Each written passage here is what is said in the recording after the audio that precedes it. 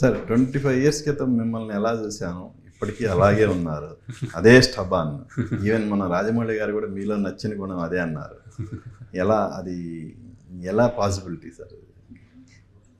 అంటే స్టబ్ అంటే కథపరంగా అంటే నేను జస్ట్ నేను మెల్లగా నేను వెనక్కి తిరిగి చూసి 25 ఇయర్స్ చూసుకుంటే నేను నమ్మిన సినిమా ఎలా తీసానో ఇంకో గొప్ప అదృష్టం నాకు ఏంటంటే తెలుగు ఆడియన్స్ నేను నమ్మిన సినిమాని తీయనిచ్చారు.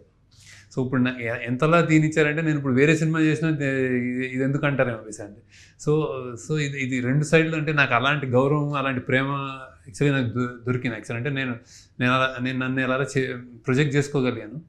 సో అది చాలా అదృష్టం. అది ఒక ఫిల్మ్ మేకర్గా రైటర్గా కానీ మీరు అనుకునేది తీయడం, మీరు చెప్పాలనుకుని చెప్పడం, అందులో ఇంకా అంటే మీకు మెల్లమెల్లగా నేను ఫస్ట్ సినిమా నుంచి ఒక 3 కోట్ల బడ్జెట్ అయితే 5 కోట్ల నుంచి 25 కోట్ల నుంచి 50 కోట్ల నుంచి అట్లా పెరుగుతూ నాకు కావాల్సిన కథ చెప్పడానికి ఉన్న నా బడ్జెట్ కూడా పెంచుకుంటూ ఇదే నాకు ఆనందంగా అంటే నాకు హ్యాపీనెస్ ఇచ్చే విషయాలు. అంటే నేను ఎంత సంపాదించాను, నాకు ఎంత రేంజ్ పెరిగింది కంటే నా సినిమా కథకి ఎంత మనం పెట్టి తీయగలుగుతాం అన్నదే ఆ స్థాయి ఇచ్చారన్నమాట. నువ్వు తిప్పించి చెప్పు, మేము చూస్తామన్న అంటే నేను అలా చూస్తున్నాను ప్రేక్షకులు.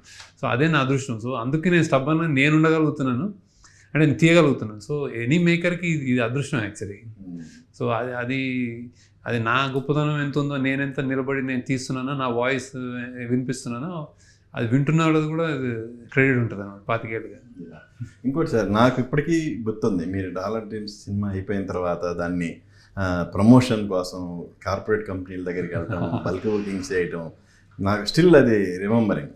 సో ఒక్కసారి మీకు తలుచుకున్నప్పుడు అది ఎలా అనిపిస్తుంది? చాలా చాలా అంటే మేము ఏమేం చేయలేదు, ఏమేం చేసామంటే అసలు మొత్తం సినిమా మేకింగ్ నుంచి అసలు ఒక జస్ట్ కెమెరా ఎత్తుకుని రోడ్డు మీద షూట్ చేయడం నుంచి దాన్ని ఒక థియేటర్లో వేసి 3 వారాలు ఆడిచ్చి 4 వారాలు ఆడిచ్చి పే చేసి దాన్ని మొత్తం ఒక్కొక్క షోలు అప్పుడు ఆరకిల్, సైబేసి అన్నీ ఉండేవి, కంపెనీలు ఉండేవి, విప్రో, వీళ్ళందరికీ అందరిని పిలిపించుకొని వేసి ఆ జర్నీ చాలా అంటే ఒక సినిమా తీయడమే కాదు, దాన్ని ఎగ్జిబిట్ చేసి దాన్ని మార్కెట్ చేసి అన్నీ సేమ్ ఆనంద్ కూడా కాఫీ లాంటి సినిమాని అబ్రూవర్డ్ని పట్టుకుని.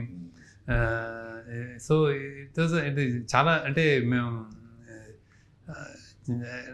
చూస్తే ఇప్పుడు చాలా అరే అలా అంత చేసామో అనిపిస్తుంది. ఇప్పుడు ఉన్న వేరే మార్కెటింగ్ ట్రెండ్స్ కూడా మారుతున్నాయి. అప్పుడు ఒక విధంగా ఉండేది, కానీ అన్నీ చేసినట్టున్నాను యాక్చువల్లీ. ఆనంద్కి అయితే డిస్ట్రిబ్యూషన్, ఎగ్జిబిషన్, థియేటర్లో మాట్లాడుకుని 2 వారాలు వేయమని డబ్బులు ఇచ్చి అన్నీ ఇప్పుడు నాకు కొత్తగా ఉంటాయి ఇప్పుడు ఎవరైనా చెప్తే యాక్చువల్లీ.